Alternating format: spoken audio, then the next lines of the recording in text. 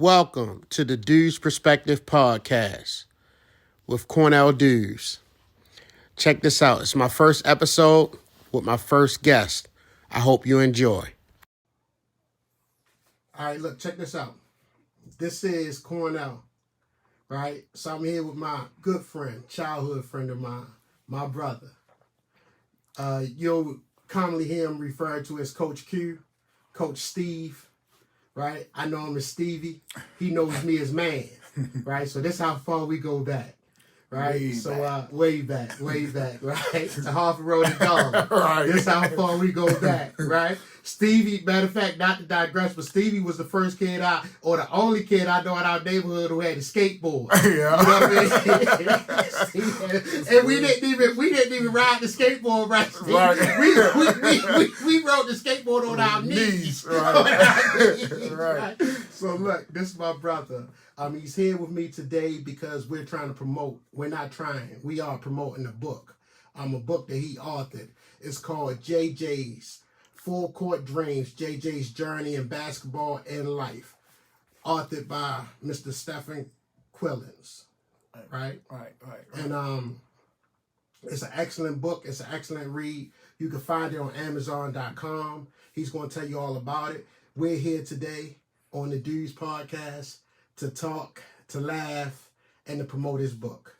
Stevie, introduce yourself to the people, sir. Hey, everybody call me Coach Q, Coach Steve, Q, some of my homeboys call me. But so talk about the book real quick. It's called, Full Court Dreams, JJ's Journey in Basketball and Life. And it's mainly about the underdog, a lot of girls that I coach. You know what I mean? They ain't really, nobody really wanted to deal with them, and that became kind of like the culture in basketball. Like, people only wanted the people that was really good, right? And they didn't want nobody else.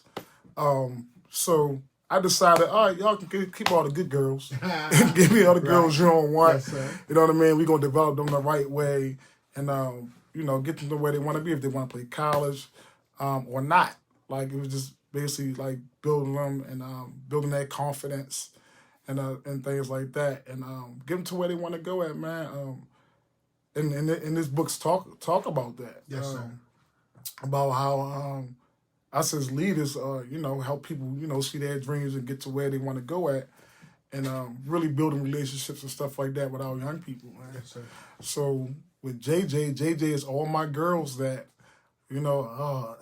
Coach, don't nobody want to teach me how to play basketball. Yes, Coach, I've been on this team, but they ain't really looking at me like that.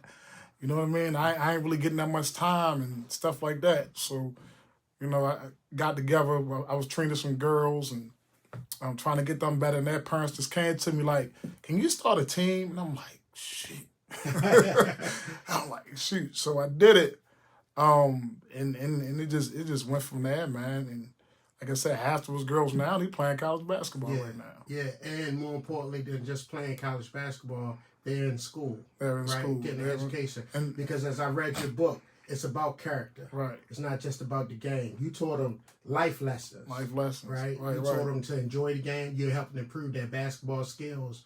But more importantly, you taught them life lessons. Yeah, because it was a lot of adversity, like, dealing with them. So even the girls that are not playing basketball, in college, or doing well in school and in their careers and stuff like that, because they learn how to become leaders, they learn how to become great teammates. Yes, that's just like now at the school that I'm at now, I tell my girls 3 things before they go play. I said, compete, have fun, and be great teammates. Yes, sir. You said that in the book. All right. Yeah. Compete, have fun, and be great teammates. Yeah. Once you do that, everything else will fall in line. Yeah. So let me ask you this, Steve, because this I find I find extremely important, right?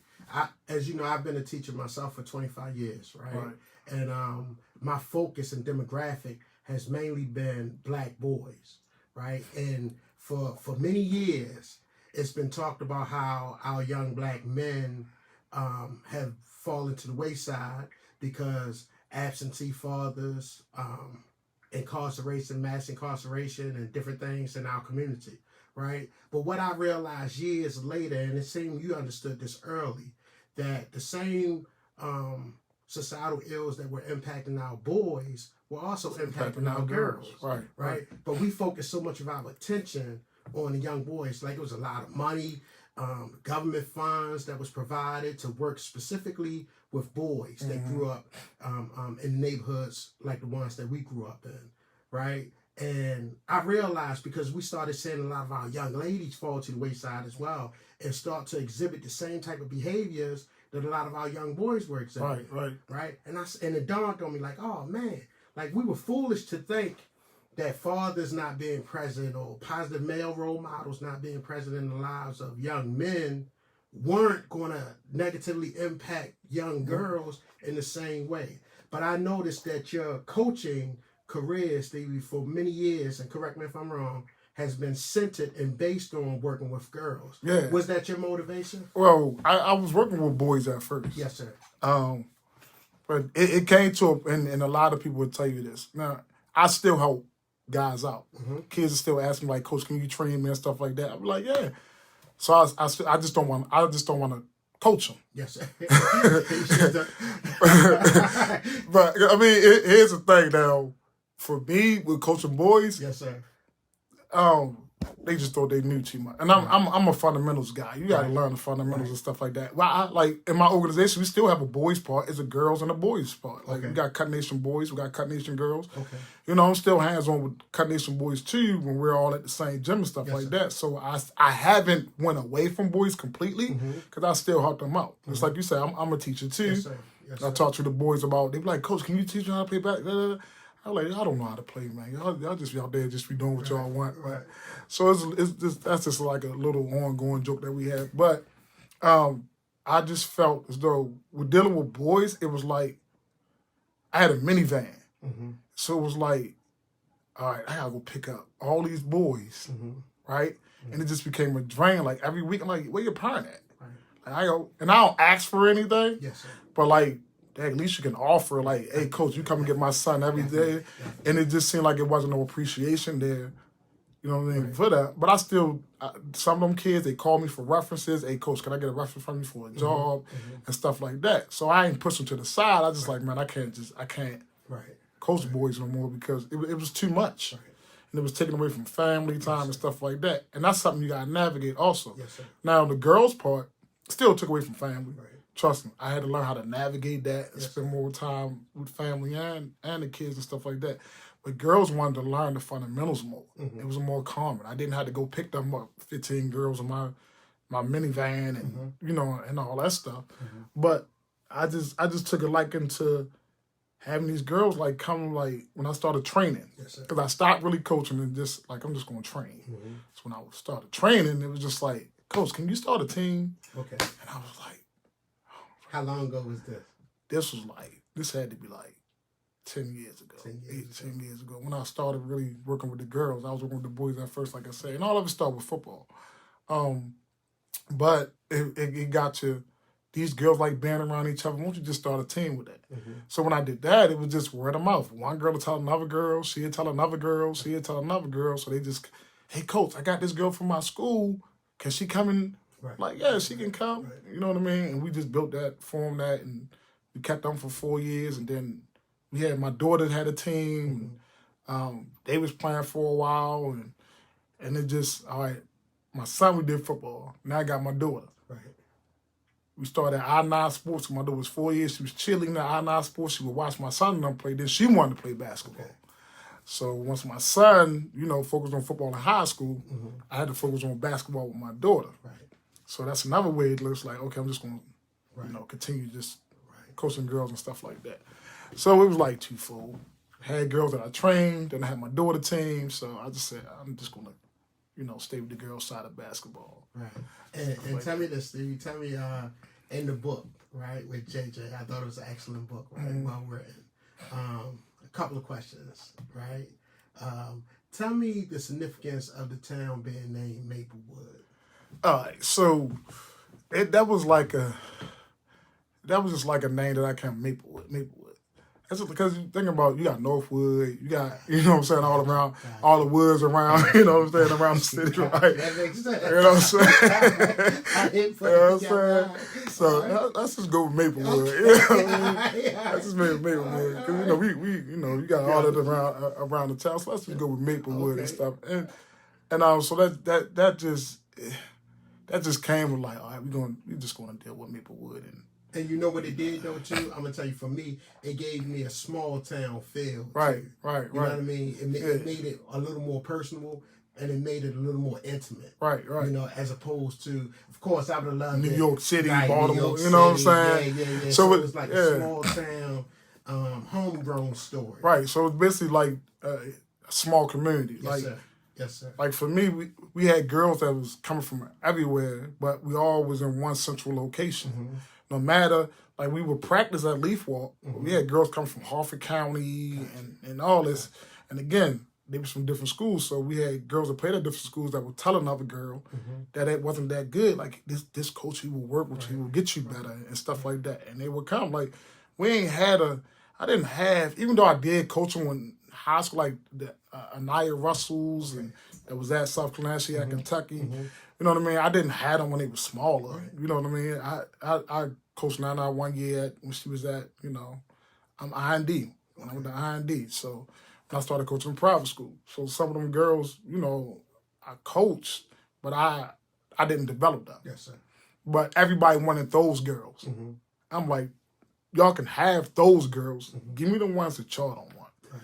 You know what I mean? And we're just going to, that's what our AAU team was based off of. Like, give us everybody you don't want. And when you say the ones that they don't want, tell me, describe the characteristics of those children or those young ladies. So they the girls that they ain't the ones that's okay. I don't really got to develop them, right? Okay.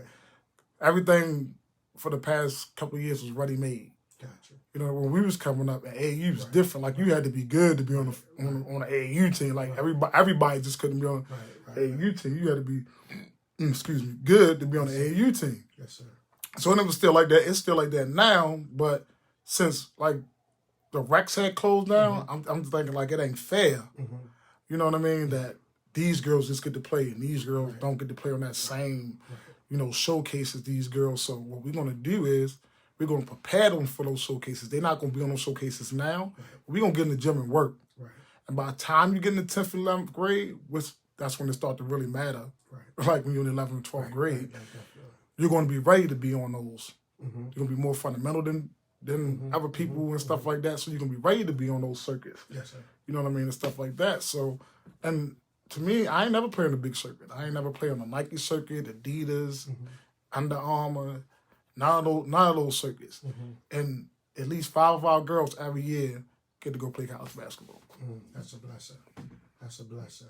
And yeah, it speaks volumes to the work that you and your team does. You know what I mean? So I commend you for that, man. Me and my guys put a lot of work. I can tell. And you're extremely passionate about it. Right. Because you wouldn't be making this commitment. You know what I mean? You already got a life outside of this, got a family outside of this, but these girls become your family as well. Right. So it's an extended family. In many cases, I'm sure you become like a surrogate father, an uncle, an older brother. You know what I mean? Like, you become family to them as well. Right. You know what I mean? I still get calls from, like, girls I done coached 10 years ago, and I see their post on their Facebook pages, and, man, they doing an excellent job, man. Yeah. Excellent work. They doing excellent work. And that's a reflection of the work that you did as well, bro. Tell me this, Steve, man. JJ, right? The character. When she first started going to the basketball court, she was passionate about playing basketball. It was her dream. But the kids on the sideline laughed at her. She wasn't nice. She wasn't extremely coordinated, right? She didn't have the confidence, but she never gave up. She still persevered, right? Even when the kids ridiculed her, laughed at her, and we all been ridiculed and laughed at her. Yeah, have we? Have we?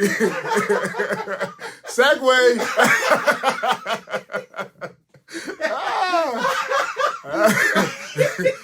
Segway. We segue. All right, but I was trying to ask some serious Go ahead. questions. Yes, you can.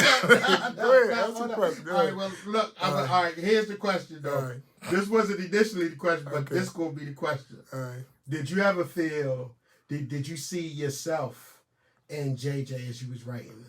Yeah. For instance, like when we met over the summer, like y'all used to tell me I could, like you said, I was the quarterback guy, right? But I was better in football. Hold on, take us back. You gonna telling people the whole story. All right. So. Tell them, and I got a close up by you so they can see everything. Right. So. I tell my girls this story all the time. He just told me this. I just tell my girls this story all the time. We hooping, and these guys, you can't play, you suck, it is, you that. I'm like, all right. Who said that, though? You.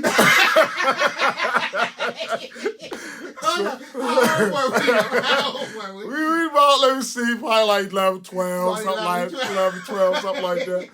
So I'm like, all right, I'm killing the football though. So I'm like, all right, I just about 100 yards. Right, I just go away for the summertime, right? I just go, and kids, remember this: one summer. That's all it takes. That's all it takes.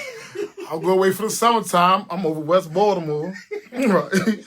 And we got a big old tree in the backyard, right? My grandparents' house. So we used to hang a milk carton. These kids don't know about this. We used to play on everything. Right. So we had a milk carton on the tree. So we dirt grass, man, just shooting on the milk carton. No backboard, shooting on. My grandfather was like, man, y'all got to get out my yard. Yeah. So he built us a basketball rim and stuff in the alley. We used to just play all day. So my cousin, who was really good in basketball, he was like, yo, just every time you walk somewhere, just take a basketball with you and dribble, act like you playing basketball. Yeah. And that was my whole summer. Yeah. That was my out in the alley playing basketball. My cousin, he was older than me and stuff like that, playing with the older kids, playing with skip wives, playing with all of them. And I just came back and y'all like, yo, how you get so good? I would tell you, when he came back, right? He came back. I think he was dunking and everything, right? He came back.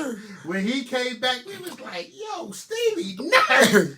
Stevie said he stayed over Bentlow. He went over Bentlow, started playing with them for about a summer. Yeah, and that was came back, was taking off, jumper was right.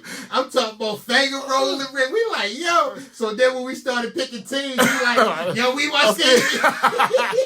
Yeah, so I think like that part of the book was like, I love that part because like a lot of kids get, even now, I can be sitting there and I can be watching kids play basketball, and it's this one kid, everybody getting, oh, you can't do this, you can't do that, I got you on doing this, and that kid like take the ball around the other court and be like really be trying to do things that make me want to help them. Like, I do a lot of stuff for free, dude. Yeah. Like I don't. Like, I do a whole lot of stuff for free for kids, man. And just to, like, I'll give a kid a pointer, just like, hey, instead of you shooting like this is what you need to do every day. You know what I'm saying? Then when I see that kid again, their shot look better. Yeah. Right? Just by me just telling them, hey, do this every day. Yeah. You know what I mean? So, I like the underdog, right? But I'm also, like, I'm drawn to them. Yes, sir. Because of that simple fact that when I was younger, it was like, oh, you couldn't play this and all that. I'm sorry. No, it helped. I mean, you would never did it. You would never did it. Right. You would never did it. Who knows? Only me? No, it wasn't only you. You caught all y'all. Oh, yo, playing on the monkey bars and shit. Yo, you can't hit that monkey ball that wide. You can't even hit it. Like, playing monkey balls and stuff. But you was nice at football. Yeah, I was a beast in football. I was a beast in football. And became a beast at basketball. Right. And now you're a beast at coaching and helping our young people. And writing. Becoming an author. That's some great things, man. Yeah, man. It's a journey. You know, doing great things. Thanks. I appreciate that. And it's a journey. Like I thought about writing before. Yeah. About coaching and stuff like that a long time ago, but I never really got to it. Yes, sir. But I think it was like the winter break this year, and I was writing on my website. What's your website? My website is happywellnessformen.com. Yes, sir. So I was writing on there, and I was like, let me see something. I always had this little story in the back of my mind, so I just started writing that down. Boom, boom, boom, boom. I was like, yo, this coming together real good. Mm-hmm. And it always in the back of my mind, like, I need to write a story about my girls. Yeah. Like, so, like, JJ she's just the embodiment of all those girls. Yeah. And me picturing what they're doing now, Like, it's just, this story has to be told. Yeah. And it has to be told like that. And I think it's really inspiring for kids that feel as though that they're not getting nowhere. And also I think it's inspiring for coaches that, because there's a lot, when I tell you it's a lot of coaches that's thinking about getting out of the game, it's a whole lot of us. It's like, I even thought about like retiring. Like, I don't even want to coach no more. But no, Steve, if you allow me to say this, right, as I share the book, man, it's not just inspiring for players and coaches, it's inspiring for dreamers. Right. You know what I mean? And like my wife, she'll tell you, like I've always been a dreamer. Always been a dreamer, right? My glass is always half full, it's never half empty. Right. What we doing now is a dream. Right. You know what I mean?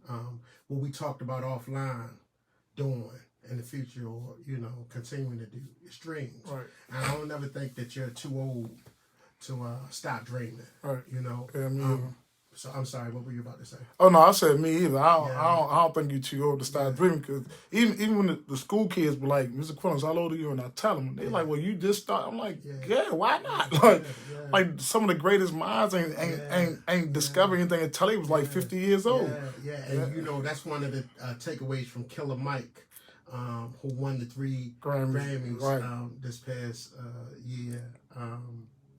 He said, man, this is a reminder that you're never too old. Right, you're never too old. You know what I mean? And I think he had the best rap album last that album year. nice. Right? Yo, that album nice. But what he said, man, like, you're never too old. You're never too old to accomplish your goals and the tasks that you set forth, So, and I got that from reading the story, because I don't want to give it away, the whole story. But I will. I still have a couple more questions if you don't mind. No. But the story of J.J. Santa come full circle, right? The evolution of J.J. In this particular story, right? Mr. Q, or Coach Q, he came back. I told you it was a question that I had from the story, but you'll speak to that when it's time to speak to it. Right. But my question for you that I have, and excuse me for pointing, I just put on my hands thing. Who was your Coach Q? Right? And allow me to say this before, just so the people that's watching or listening, Coach Q was extremely important in the development of JJ. Basketball game, her life skills, her character as a person on and off the court.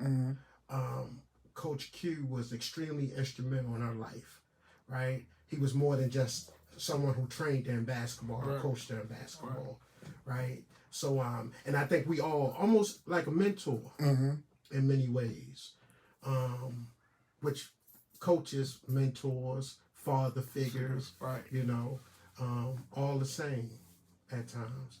Tell me, who was your Coach Q? My Coach Q, and rest in peace to him, was Coach Herman. And I think one of the... And who was Coach Herman? So Coach Herman was a coach down in Bedlow. Everybody know Coach Herman. If you're around basketball, everybody know Coach Herman. So him and Coach Blue was my Coach Q. Coach Herman, and believe it or not, I was on another podcast, right? And I was talking about my AU thing. Now my mother never knew this. And when she heard the podcast, she was like, boy, why you ain't tell me this? So Coach Herman, we went to Towson Catholic. And I was about to be a freshman at Lake. So we was at Towson Catholic. So we did a little showcase for Towson Catholic. So the coaches at Towson Catholic, like, I want him to play for us. Give him this contract. Have him give it to his mom and sign. And he don't got to pay for school. Right? So we in practice every day. Coach Herman, is you going to sign this contract? I'm like, yeah, Coach, I got you. I'm going to sign it, right? So you, my homeboys, rest of my homeboys, everybody was going up late, right? So I'm like, I ain't going to sign this contract, right? I wanted to go to Lake. Now, mind you, I go to Lake. I'm at Lake Clifton. I'm in the gym. Charlie Moore just standing there just watching me play. Charlie Moore came to me as a freshman like, hey, I need you to come to my practice. Now, man, mind you, our 9th grade class was like 1,000 kids. Our 9th grade class was like 1,000 kids. So I'm like, all right, I'm going to come to practice. Man, I get up in that practice like 2,000 dudes practicing in that gym. Right. And again, I'm like JJ. I know I can play, but I never. Herman was that coach, but I didn't believe in. I knew I was good, but I didn't think I was that good. Okay. You know what I mean? I do. I knew I was good, but I'm outside on the courts and I'm just giving it to him. Right? Yeah. Giving it to him. But I'm used to playing street ball. Right. So not used to playing under a whistle. Right. So under a whistle is different. So I didn't have that even when I was playing for Bentlow. Right. I did good, but I wasn't. One game I scored 30-something points. The next game I scored 2 points, and I ain't even gonna tell you that story when I scored 30-something points because you was involved in that. I was involved in Yes, you was involved in that one. How many stories I'm involved Oh in? my God! And I don't know if you remember this, but I don't want to incriminate you or nothing like that. I don't want to discriminate that, right? But that day I scored 30-something points and I didn't even know it until after the game. They're like, yo, you know how many points? No. But yeah, so I never told my mother that I was gonna have a scholarship to go play at Towson Catholic, which when I look back on it, I'm like, I should have did it. But I was hard-headed. You know, I wanted to hang with my friends and be around my friends and stuff. I didn't know nobody at Well, I knew a couple of guys because a couple of guys from Bentlow did play at Towson Catholic. Danny Richardson, Robinson, and I'm like, but again, my confidence, just like JJ, wasn't there. I had Coach Herman, but how Coach Q was to her is what I really needed. Gotcha. You know what I mean? Gotcha. How Coach Q was to her. I wasn't around Coach Herman every day. I was around Coach Herman during the weekends and stuff like that. Around Coach Blue only during the weekends and stuff like that. With Q, with her, it was an everyday thing. Yeah. You know, once he seen her playing, it was, I got you every day. And stuff like, and that's how I am with my girls now. Like, I had them practically every day, guiding them practically every day and stuff like that. But Coach Q, Coach Herman was my Coach Q, man. He the one got me better. Yeah. And those summertime stuff. And then one time, like I made the team and I ain't come back.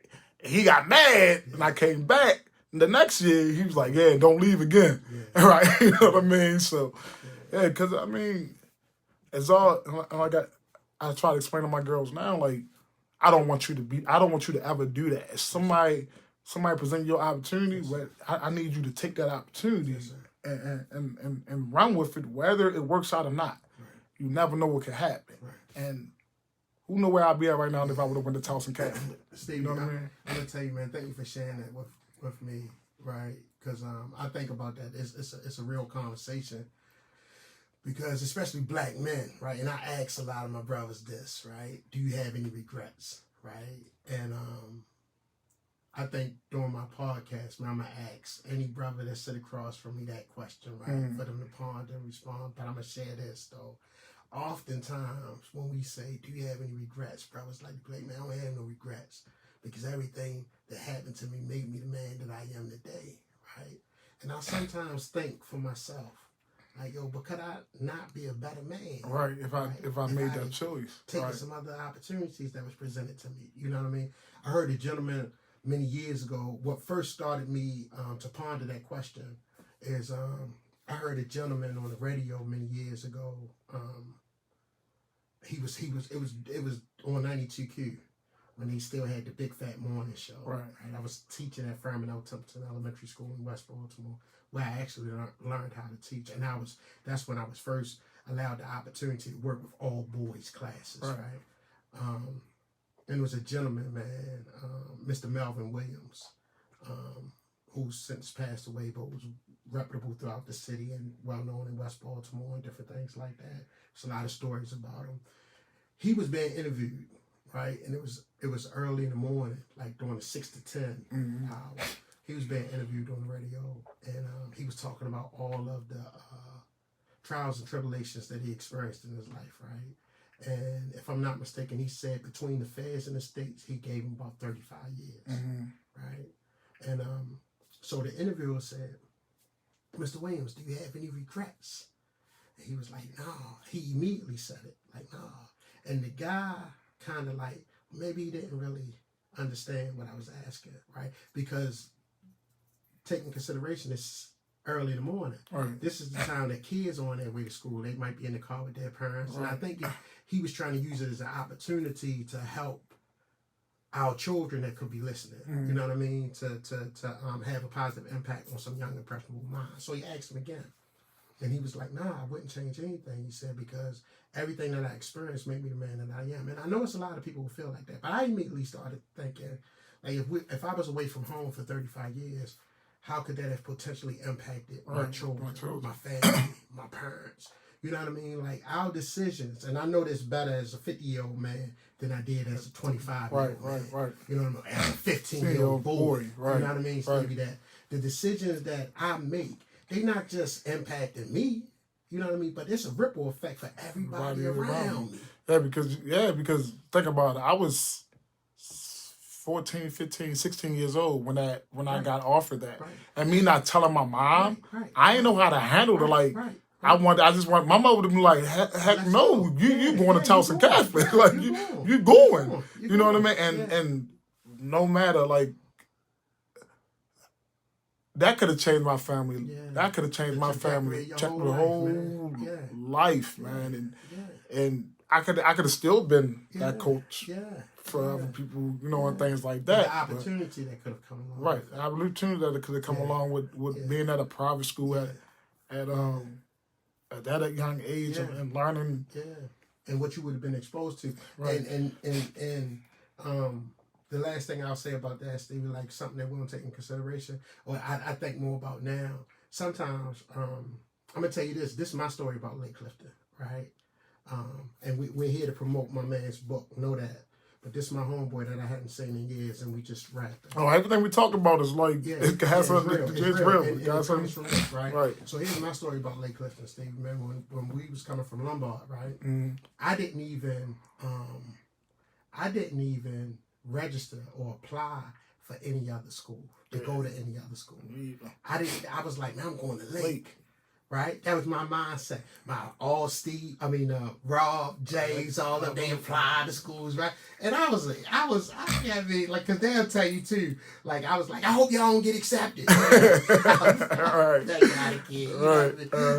But I'm going to Lake. And in my mind, I'm going up Lake and I'm going to play basketball. In my mind. That's what I thought, right, Steve? And I tore my knee ligaments in 8th grade. And I went up there and saved 87. I didn't apply for nothing. And my grades would have given me an opportunity to apply to citywide schools. Right. But, you know, get up there. Long story short, I didn't make the team. Got cut. Actually, I made it to the final cut, got cut. Coach Moore was like, man, you too slow. And I didn't know how to advocate for myself at the time to even say, Coach, I just tore my knee ligaments a few months back. You know what I mean? Maybe I can work on. Right. You know what I mean? Like, he didn't say my game was whack. He didn't say none of that. He just said I was too slow. Right? But I interpreted that and internalized that. I was so hurt.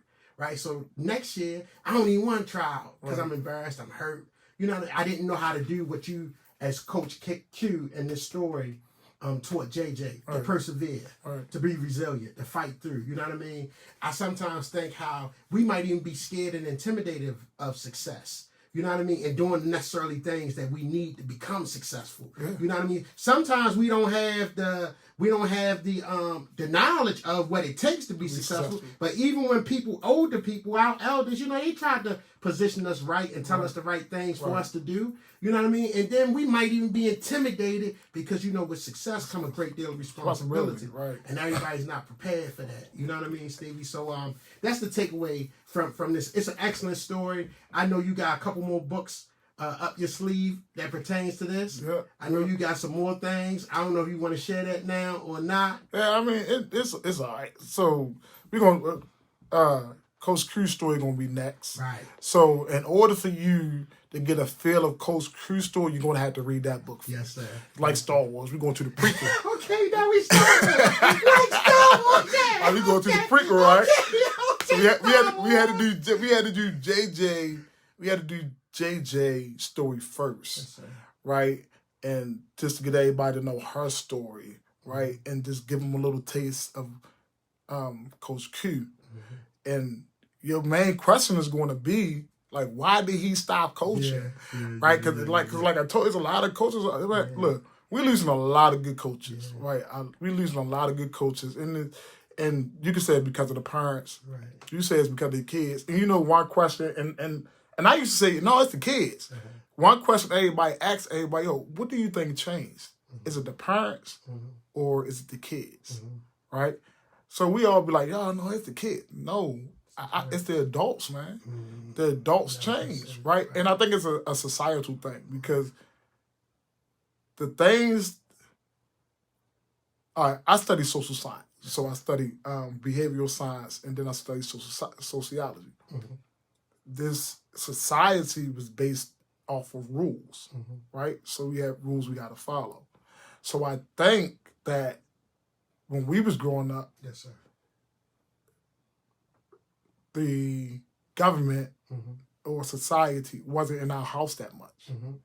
Right now, we govern our own. Now it's like if I even smack my kid, like I'm gonna call the police. You know what I mean? You know what I mean? Because it was told to them that if your parent hits you, that's right, you can call the police. So I think parents then became like, okay, I ain't, you know, some parents like. So I think we became more lenient to letting our kids do certain stuff and get away with certain stuff. Our neighborhoods ain't like it used to be. You know what I mean? Everybody should look out for each other in the neighborhood. You know, if I get this Nathaniel see us doing something bad, you know what I mean? You know what I mean? We getting in trouble. Like, no matter what, we still, now kids think we ain't, dude, I used to do the same thing you doing. I just know when to do it and when not to do it, and who to do it around and who not to do it around. You know what I mean? And then when I didn't got caught, I know when I go home, I'm getting that, you know what I'm saying? I'm getting handled accordingly. Now it's just like, man, I'm gonna email your parent. I don't care. I ain't. Right, and they're gonna come back to school and act the same way. Bring their parent up to school. To get out on right, you. Right. Everybody get out on you now, right? So I just think that that's one of the reasons a lot, because my parent would not go to my coach and ask my coach nothing. Like nothing. My parent was grateful that it was somebody there to teach my son the right thing. You know what I mean? I do. And it's some bad, don't get me wrong, there's some bad coaches out there. Like, it really is. But even those bad coaches, like I'm talking about as far as X's and O's and stuff like that, even those bad coaches are taking time away from their family to be with your kid. Like, if you think they're a bad coach, suggest something to them instead of, like, suggest, hey, coach, look, this is your AAU team. As parents from the AAU team, we're going to send you to a coach's clinic. You know what I mean? I do. Help them get more knowledge about coach. I never stop learning. Like, if you look on my phone, everything on my phone, every book on my phone is about leadership, creating good culture, basketball. Yes, sir. So I never stop learning as a coach. And I think anybody that's dealing with any kid or anything, when you're a leader, should never stop learning. Tell me this, Stevie, and you can close with this if you don't mind. We're gonna close with coaching. One thing about coaching. One of the things in the story about JJ was when she met Coach Q, the famed coach in Maplewood. When she initially asked him to help her, he was kind of hesitant. And she was like, man, you're the famed Coach Q that won all these championships. And he alluded to that he lost something, right? He lost something. And I'm understanding, if I heard you correctly, because I don't want you to give away the story, that'll be in the next. That'll be in the prequel, what he lost. That'll be in the prequel, what he lost. And I'm looking forward to reading that. And they first need to read the first story about JJ to understand. Right. Right. What comes full circle, What comes full circle. And then you said, what is it, like Star Wars? This like a series. Yeah, right? it's like a series. It's like a series. So yeah, it's like a 5-part series that's gonna come out of this. And like, man, look, when you love something, yes, sir. you want everybody to know, right?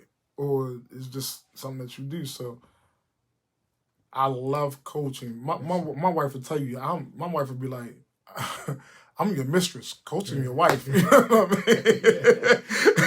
You know what I mean? I'm your mistress, coaching your wife, right? But when you love something like that and you do it out of kind of like, because I don't do this for the fame. I don't do it for the money. I can go broke doing this. Like they always say, do stuff you love until somebody pay you for it, right? Eventually, one day, my dream is to become a coach in college.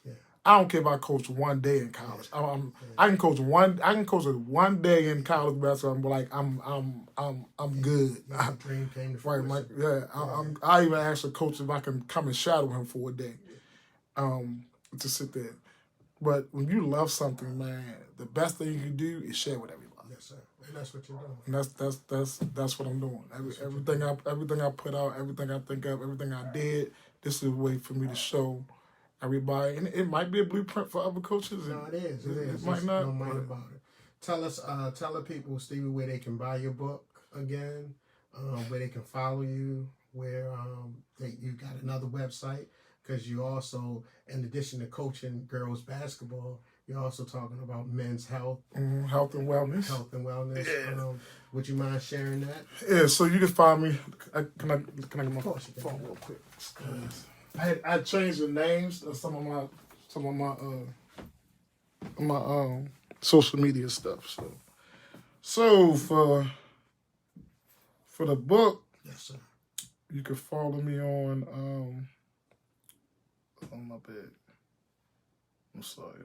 No, take your time. All right, for the book, you can follow me on Quillens Courtside Tales. Okay. That's my Instagram for the book. So everything about the book, the next coming book, and all that's going to start being on that. Okay. You can follow me on Coach S. Quill. That's my regular Instagram. And then for my AU team is LCN WBB.